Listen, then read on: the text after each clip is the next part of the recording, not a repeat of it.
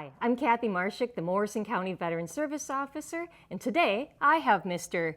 Charlie Biermann from our Buckman area. He is a Vietnam veteran, and he's going to be telling us a little bit about himself and sharing his story. We've been sharing a lot of history of our Morrison County veterans, and today we're going to live part of the history of the Vietnam War. So, Charlie, can you introduce yourself and just let us know a little bit about you? Hi, I'm Charles Biermann. I was born in Tracy, Minnesota in 1946. Lived in that area for 10 years. Moved to the Piers, Buckman area in 1956, and I've been there except for my time in Vietnam and times on the road. That's been my home base. And so what did you do for a living? I did a lot of things. I farmed, I drove truck, I worked fertilizer plant, I did all kinds of work construction. Okay. Yeah. So tell us a little bit about when you joined the service. Were you drafted or did you decide to join, or what made you make that? When I got out of high school, I went to University of Minnesota Ag campus at St. Paul, Minnesota for 3 years. And then I ran out of money, so I went back working. And then about 6 months later, I got my draft notice. And in September of 1969, I was inducted into the Army. Okay. So, and what was your job field in the Army? I started out as a indirect fire, which was a mortar platoon. Mm-hmm. But once I got to Vietnam, there were no mortar platoons. So I ended up being an infantryman. Okay. And I carried the M60 machine gun at the end. So tell us a little bit about what that felt like when you join, when all of a sudden you get drafted and your life is completely disrupted. Well, it wasn't such a big thing at the time. But once I got, I got in, I was 22 years old when I went in. So, I mean, I had some life experiences already. It wasn't like the ones that went in right out of high school. Mm-hmm. And I didn't have too much trouble adapting for the most part, just trying to keep up with the younger ones and stuff like that. Yeah. But then when you got over to Vietnam, it was a completely different story, because there's as many stories about Vietnam as the people that went there, because everybody was at a different age and different part of their life and things like this. Mm-hmm. And my biggest thing was when I came back. I mean, 69 to 71 were probably some of the biggest changes in the whole history. I mean, everything changed. When I came home, it was not the place I left, that's for sure. Yeah. Tell us a little bit about your experience in Vietnam.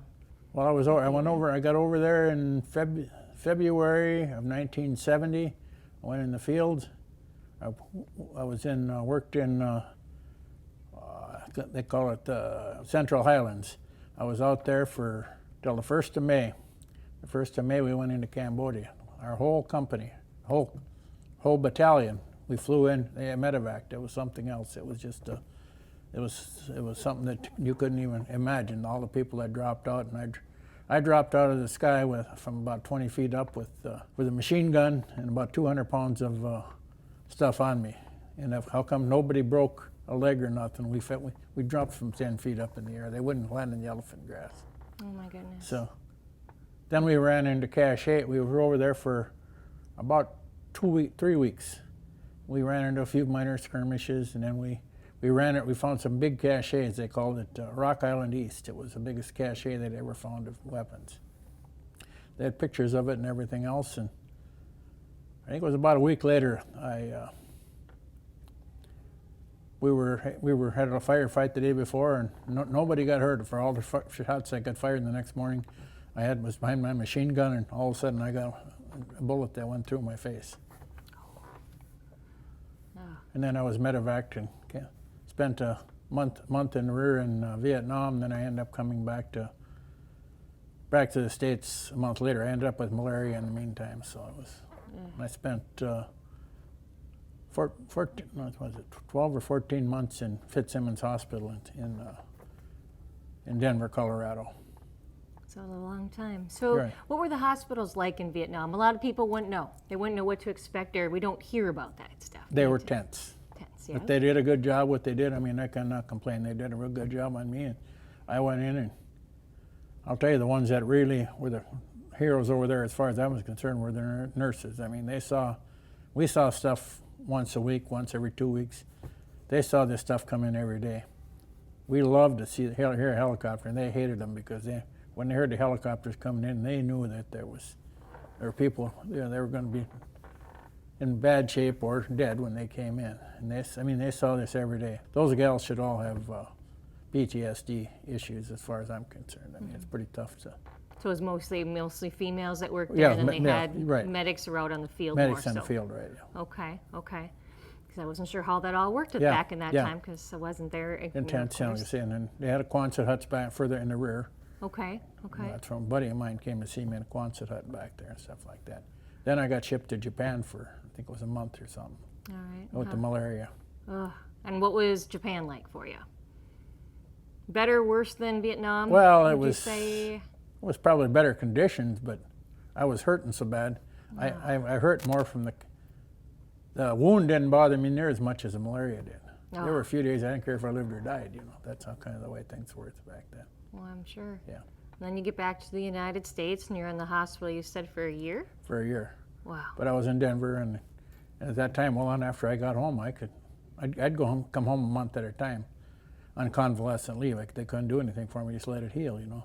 Okay. And then go back for a few days or 3 weeks and come back home for a month, stuff like that. So I spent quite a bit of time at home. That was, I guess, the good part about The it. good part about it, yes. Yeah. And so when you were completely done with your service, Yeah. what was it like coming back home and just adjusting to life? What happened then?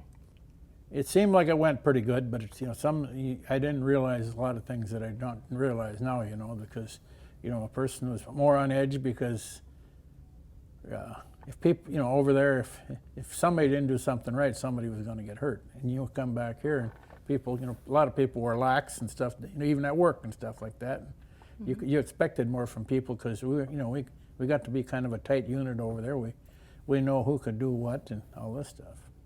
And so you get back here and you just don't have that same No, you don't camaraderie, have the same camaraderie. and same, Yeah.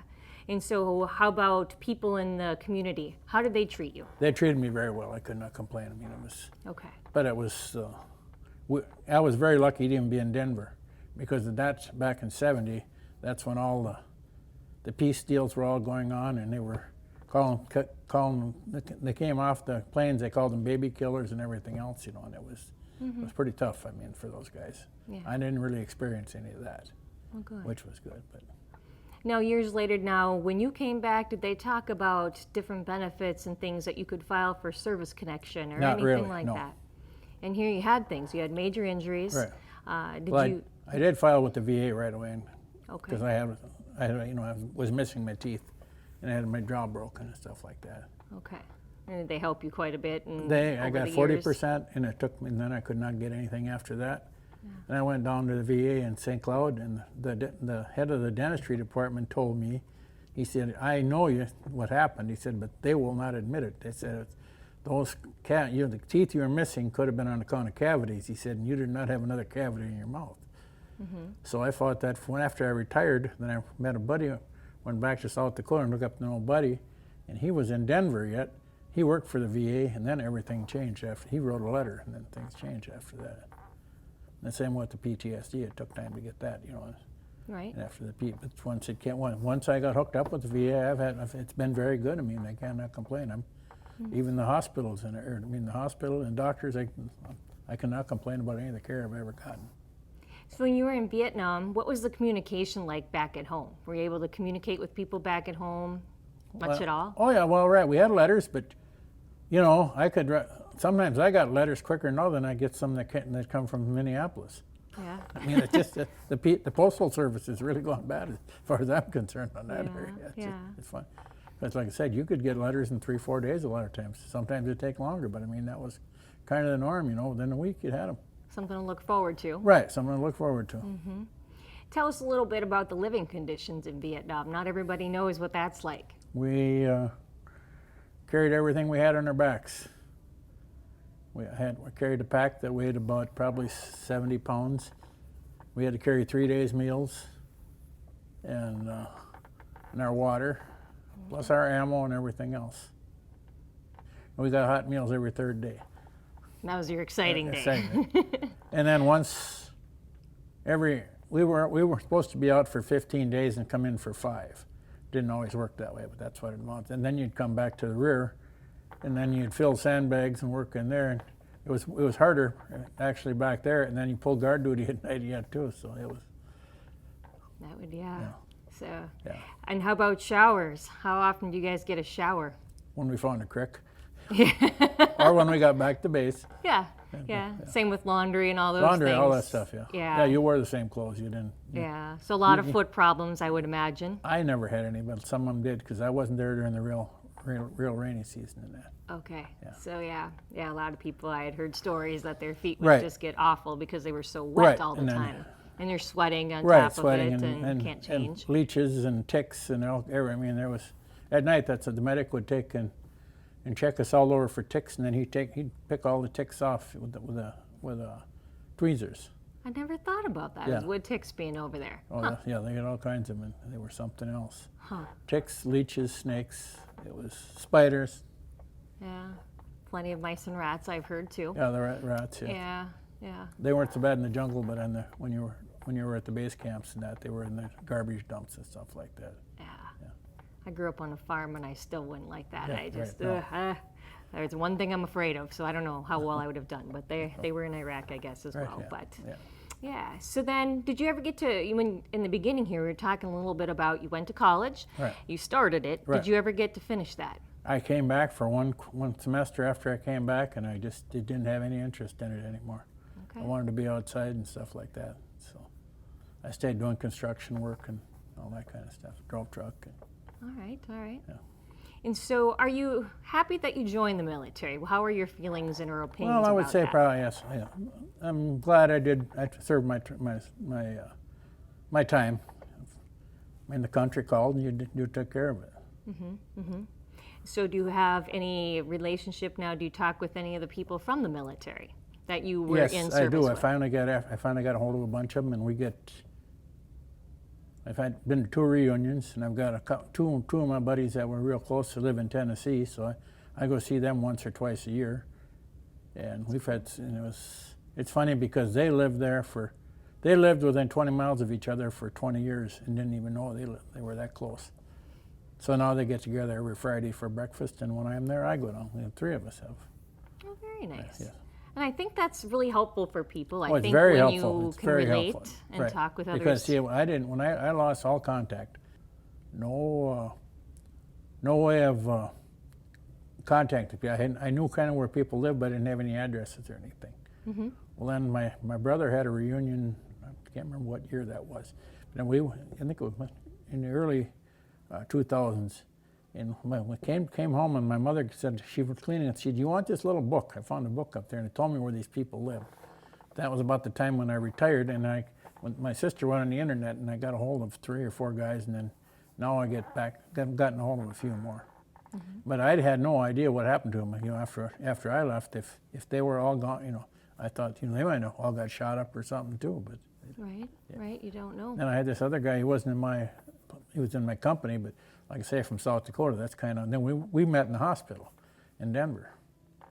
Okay. That's how we got to. Now he's the one that got me straightened out with the VA stuff because he worked for the VA. Oh. Yeah. So that was Yeah, helpful. very helpful. Yeah. And I see him every year. We had a reunion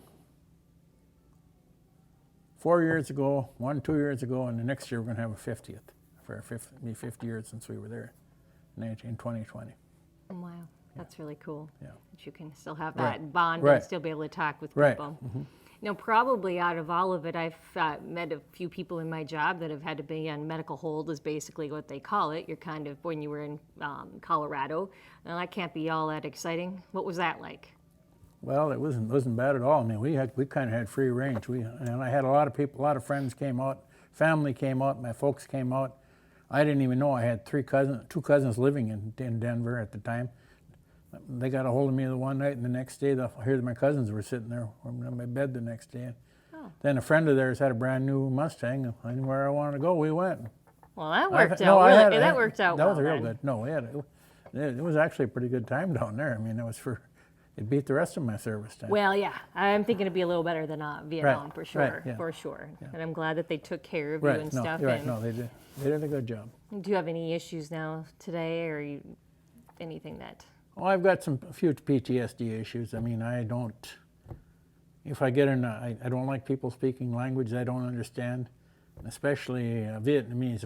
If I go down to Worthington and I've been in the truck stop down there and had to leave because these people, they sound like chirping chickens, and the hair on the back of my neck just kind of stands up. I don't need that. So I just kind of avoid all that kind of stuff. You know, you learn how to pick your battles after a while. Yeah, yeah. At first, was that an issue though? So kind of what helped you go through, did you have some problems with that when you first got home, like adjusting, like would have you handled that same situation the same way at Well, first? probably not. But then even like when I came home on the 4th of July, you know, when the fireworks go off and stuff like that, you know, if I know it's coming, it's not bad, but if it comes up, and even when I'm in church or something, then a kid squeals behind me and I just tense up, you know. Right, yeah. Crowds sometimes are another thing. Yeah, that's right. Okay, or just feeling that if you're closed in or liking to sit on the outside row of things a lot of times. Right, where you got, and I don't like anybody walking up behind me. I mean, I like to sit in the back of the room or in the corner where I've got my. Yeah, yeah. We haven't got, we don't have to worry about that anymore, but it's just an old, it's a habit that's kind of ingrained in you. And I probably never leave, especially if I was working, 15, 20 years ago, I was working down in the fertilizer plant on a summer afternoon. It was about 75 degrees, it was kind of in La La Land, drilling an electric forklift. And all of a sudden they started changing the tire outside with a impact wrench. It sounded like a machine gun. I was on the cement floor and just straight off the thing just like that. I mean, that's,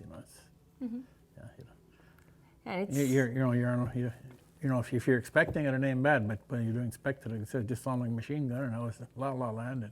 oh, yeah.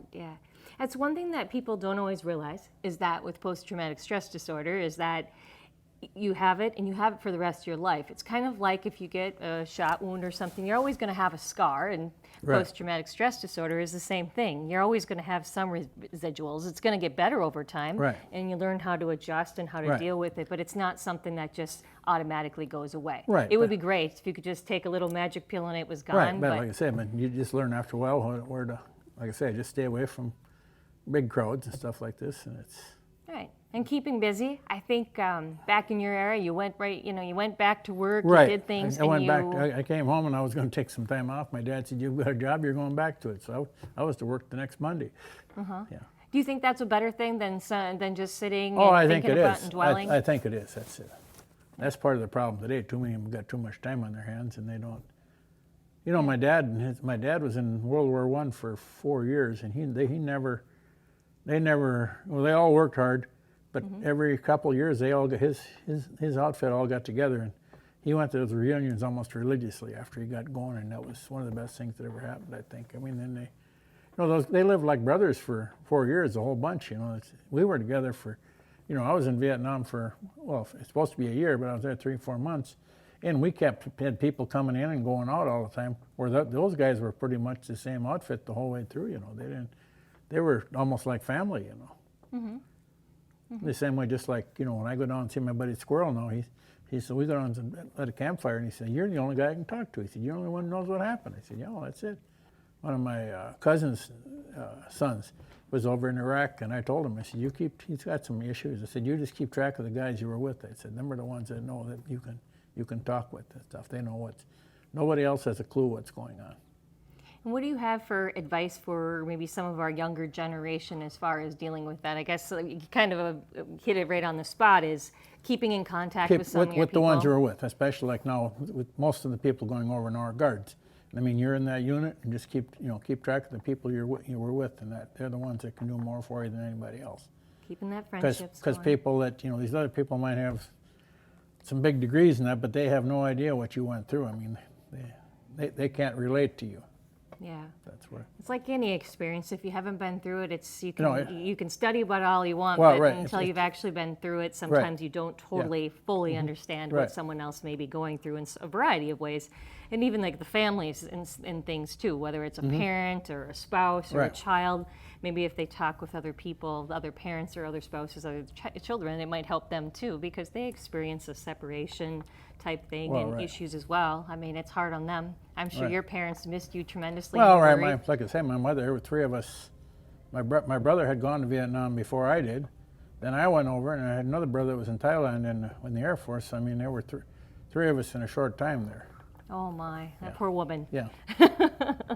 You had to give her a lot of respect, Right. and yeah, I have a daughter that's in the military now, and I think that's the hardest job. It was much easier being a soldier than it was. Well, right. No, then worry about them. Right, yeah. And moms worry about their children That's regardless. That's right, part of it, yes. And so do fathers, don't get me Yeah, wrong. yeah. I think both do, but it's certainly, I don't know, But mama bear just syndrome like- is terrible. But just like myself, I was gone from February till August, I think I came home. Yeah. And I had lost so much weight, my mother didn't even know me when I walked in the room there. Oh my goodness. Yeah. First thing she wanted to do was make you a meal, I'm sure. Well, yeah, when that didn't, well, that's another ironic thing. Before I left for Vietnam, I was home for Christmas. I gave my mother a blender. She said, "What am I ever going to do with a blender?"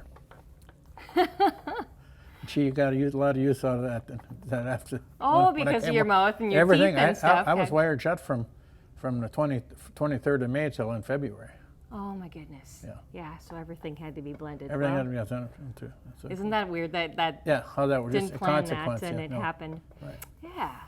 You play cards. I know that Mr. Yeah. Tom Gertz from Little Falls Yeah. had actually introduced or Yeah. had referred you to me and Yeah. stuff. So did you play a lot of cards when you were in Vietnam? What did No. you guys do for fun over there, if you had any fun? We really didn't do a lot of stuff at night. We had our radios and listened to stuff at home. When we got in the evening, it was hot and we were just glad to lay down and almost do anything. There were some cards played, but not a lot. I remember. Well, you didn't have a whole lot with you. No, Sounds that's- like from all you had to carry Right, with you, you that's didn't. right, carry. Yeah, because you didn't really have a specific place being in the infantry No. where you stayed. You Right, had to no. pretty much be mobile all the time. Right. We had like an ammo box, and that was our cache for our private stuff, our cameras and stuff like that. Yeah. Where our cameras and your writing papers and all this stuff was in there.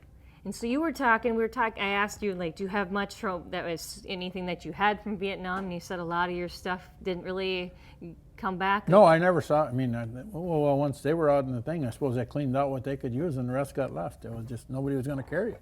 I don't blame them. I mean, Right. So pictures and things, and Right. some people have a lot of pictures, some Right, don't, and it really right.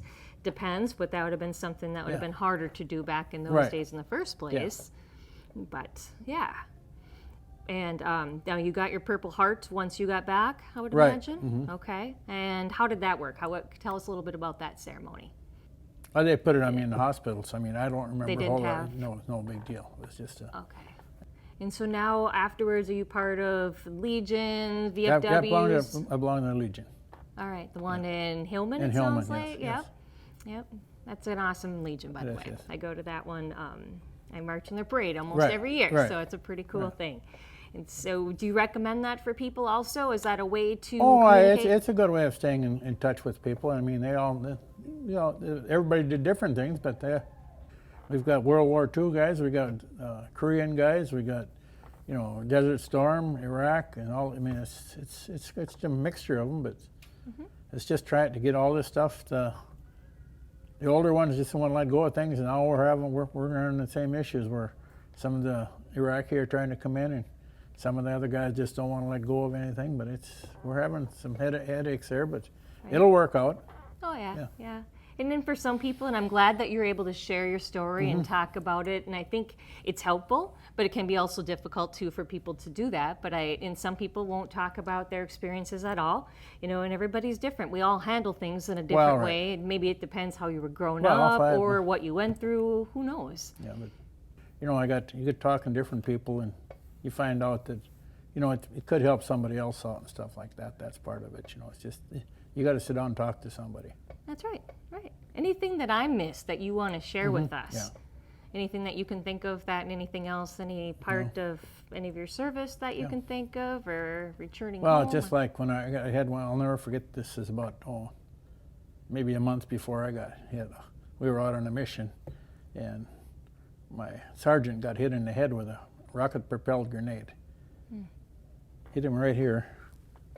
It split his helmet, cracked the helmet liner, and he was laying there. And the medic wouldn't, or not the medic, the radio guy was behind him. It was my buddy Squirrel. He couldn't find his radio even. He got thrown by the blast too and stuff like this. And it's one of the funniest things I think. Well, it's not really funny in a way, but I swore that he was the guy that Dennis was dead. Mm-hmm. And all of a sudden, Doc is working on him, and all of a sudden he said, "Squirrel, don't you forget about that money you owe me." Neither one of those guys, I've talked to both of them. Now, Dennis is one that doesn't want anything to do with anybody. I went out to see him, and I stopped, and I told him and his wife what happened. But he doesn't remember saying it, and Squirrel doesn't remember hearing it. But I sat there, and it was probably the best words I ever heard, because I thought he was dead. Yeah. I went to see him in Milwaukee 4 or 5 years ago, and he doesn't look a bit different than he did then. I said, "You're didn't hurt you or didn't do much." He said, "You can't hurt a hard-headed Norwegian," he told me. So it's a small. And to think of all the things, here Right. he is going through all this stuff, and all he's worried about is that don't forget that money you owe forget me. money you owe me. And neither one of them remembers it, the other two. But it's just funny how that happened. You know, it's something that stuck in my mind, because like I was so glad to hear him talk. I swore he was dead. You know. Right. And sometimes, and that brings back something for me, is that sometimes too, just the memories in the military and stuff, the funny things that happen, and that sometimes you have to make light of the horrible situations. If that's the only, otherwise you wouldn't get through it. I mean, if you, it'd kill you. The grief and stuff could kill you if you didn't look through the. And see some positive things and some laughter and some things, and just sometimes you got to be a goofball or whatever you may have to be. Yeah. I think laughter is probably one of the best solutions for everything. Well, that's like one guy said too. He said, my buddy Squirrel, he said he kept everybody laughing. He said, and a different one said, "Well, that's part of it, you know." And he said, "Well, you had to, or somebody was, different ones always said that." And he said, "They kept us going." They should have an MOS for that, because I think that was my MOS when I was in the military. I was always the goofball. But you know what? People missed it. When I got out, they said, "We miss you, Sergeant Marshik, because you're funny." And I'm like, it isn't a bad trait. You got to have a little bit of mixture of personalities everywhere you go. Everything can be serious. Yeah. Or everybody crack up. Oh, yeah. Yep. Well, thank you so much for sharing your story and telling us about you, and it's just been neat, because I did not meet you prior to this. So we have met, but I didn't know anything really about you, and I couldn't even pronounce your name correctly. So but just thank you so much for your service and all that you've done. Thank you. And another wonderful story from the Morrison County area, and now we've got a person from Buckman, and I'd seen him at the Hillman Parade. But thank you again for listening about this Vietnam veteran story.